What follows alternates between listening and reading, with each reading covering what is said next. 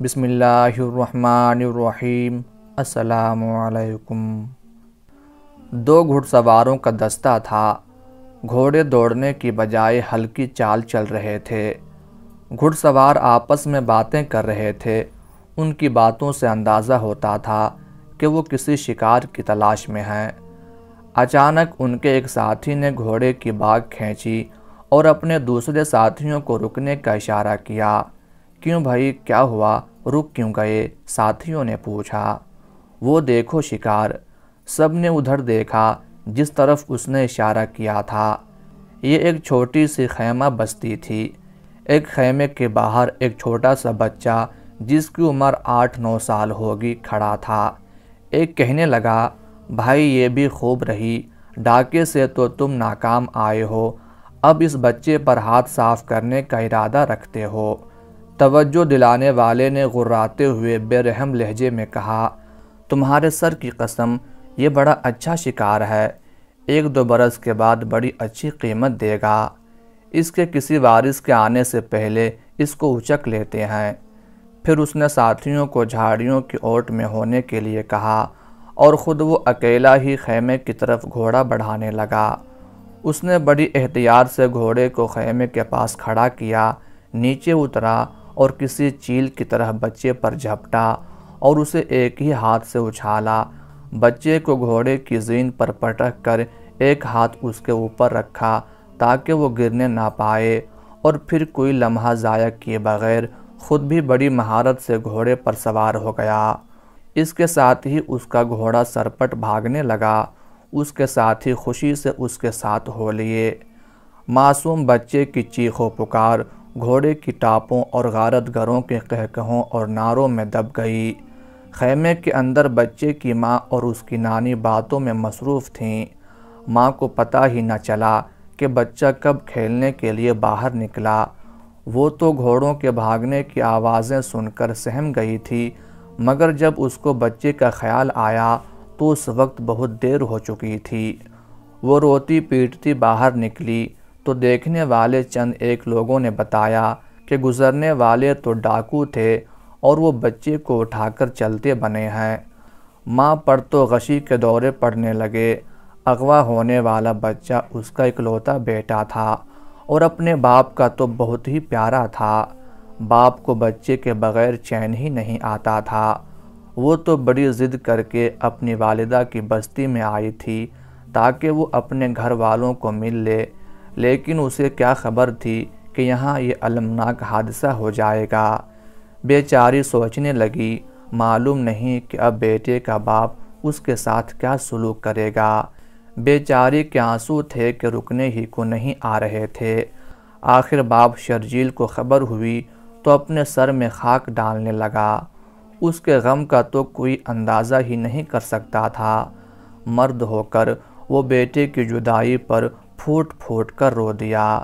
شرجیل کو اچھی طرح علم تھا کہ یہ ڈاکو اس کے لخت جگر کو کہیں دور دراز علاقے میں بیچ دیں گے، اور یوں لاڈ پیار سے پلنے والا ساری زندگی نہ جانے کس حال میں رہے گا۔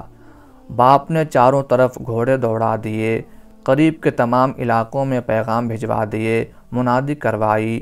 پورا خاندان اس کام میں جٹ گیا۔ ڈاکو بھی اچھی طرح جانتے تھے کہ انہوں نے کسی اونچے خاندان کا چشم و چراغ اٹھایا ہے، اس لیے انہوں نے بچے کو باہر ہی نہ نکالا۔ بچے کی تلاش میں کئی برس گزر گئے، مگر بچے کے باپ شرجیل نے بھی ہار نہ مانی۔ اس کا دل کہتا تھا کہ بیٹا ضرور ملے گا۔ شرجیل ایک دن گھر میں اپنے بیٹے کی یاد میں غمگین بیٹھا تھا کہ اس کے رشتہ داروں میں کچھ لوگ اس سے ملنے کے لیے آئے۔ یہ لوگ اس سال حج کر کے آئے تھے۔ انہوں نے کہا، شرجیل خوش ہو جاؤ، ہم تمہارے بیٹے سے مل کر آ رہے ہیں۔ کہاں ہے میرے دل کا ٹکڑا، مجھے پوری بات سناؤ۔ شرجیل اپنے جذبات پر قابو پاتے ہوئے بولا تو رشتہ داروں نے بتایا، اے ہمارے چچا کے بیٹے، ہم اس سال حج کرنے گئے تھے، وہاں ہم نے ایک 13-14 سال کے لڑکے کو دیکھا۔ ہمیں تو تمہارا کھویا ہوا لال ہی لگا۔ ہم نے اس سے پوچھا کہ تم یہاں اکیلے کیوں ہو؟ اس نے بتایا کہ کچھ برس قبل مجھے ڈاکوؤں نے اٹھا لیا تھا، پھر مجھے مکہ میں رہنے والے ایک قبیلے کے ہاتھوں بیچ دیا، اور اب میں ایک شریف اور اونچے خاندان کا غلام ہوں۔ کیا تم نے اسے اس کے باپ کی حالت نہ بتائی؟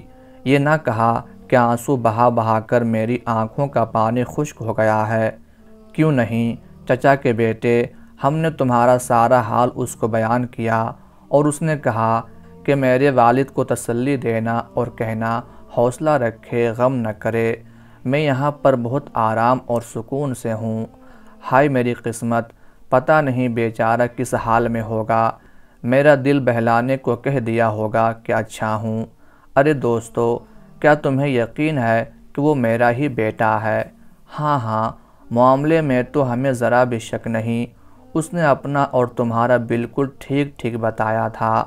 اسے یاد ہے کہ اسے خیمے کے باہر سے ڈاکوؤں نے اٹھایا تھا۔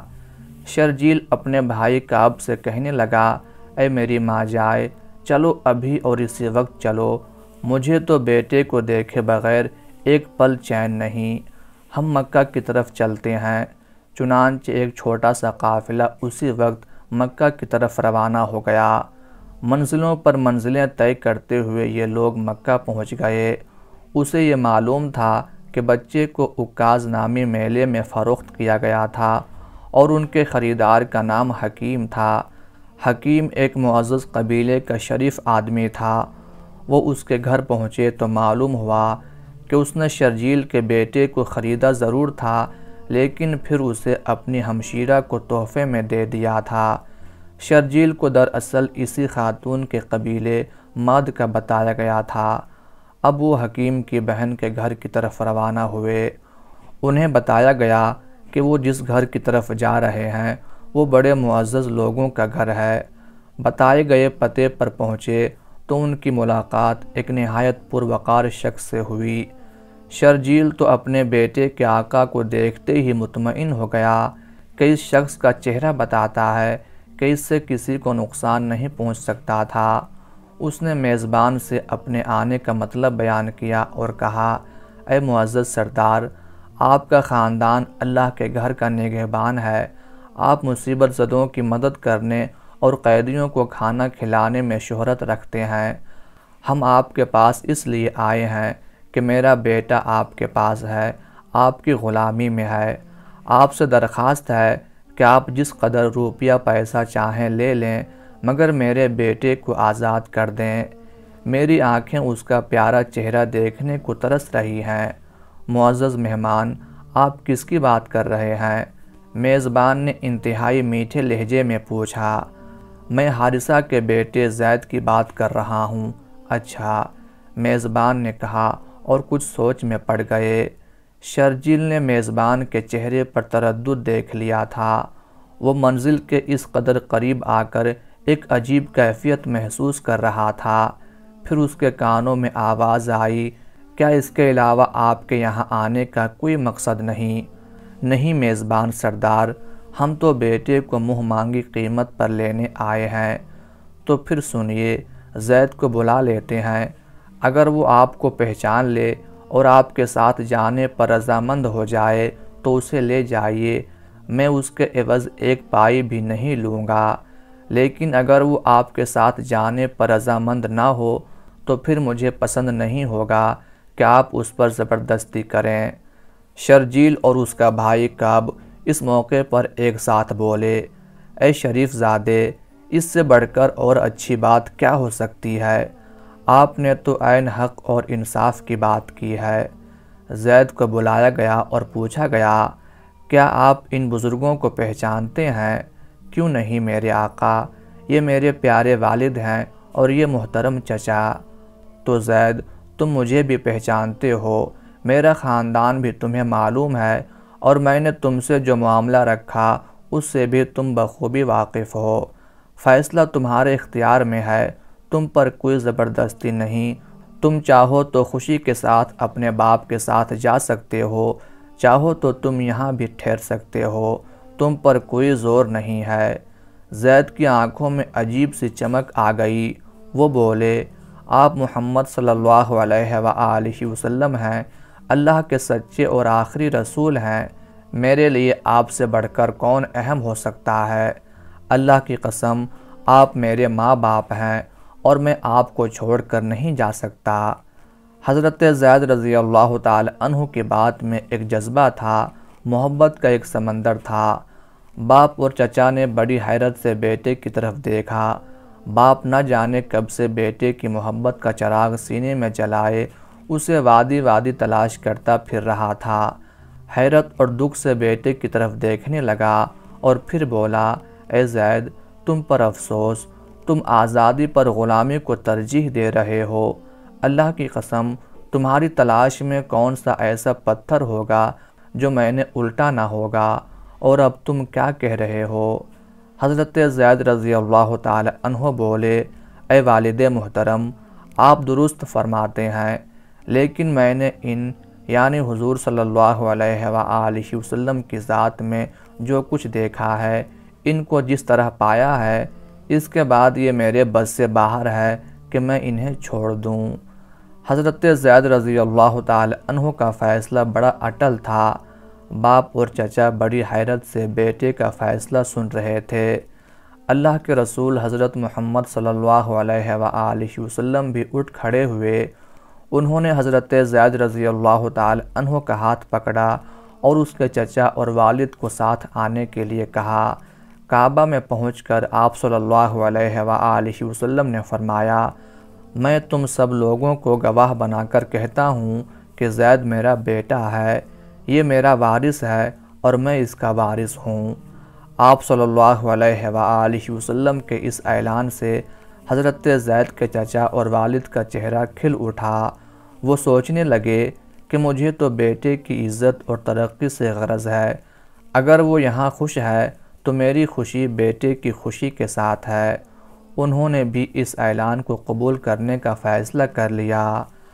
آپ صلی اللہ علیہ وآلہ وسلم نے انہیں اجازت دی کہ آپ جب چاہیں یہاں آ کر اپنے بیٹے سے مل لیں، اور حضرت زید رضی اللہ تعالی عنہ کو بھی نصیحت فرمائی کہ وہ اپنے والدین کی آنکھیں ٹھنڈی کرنے کے لیے ان کے ہاں جایا کرے۔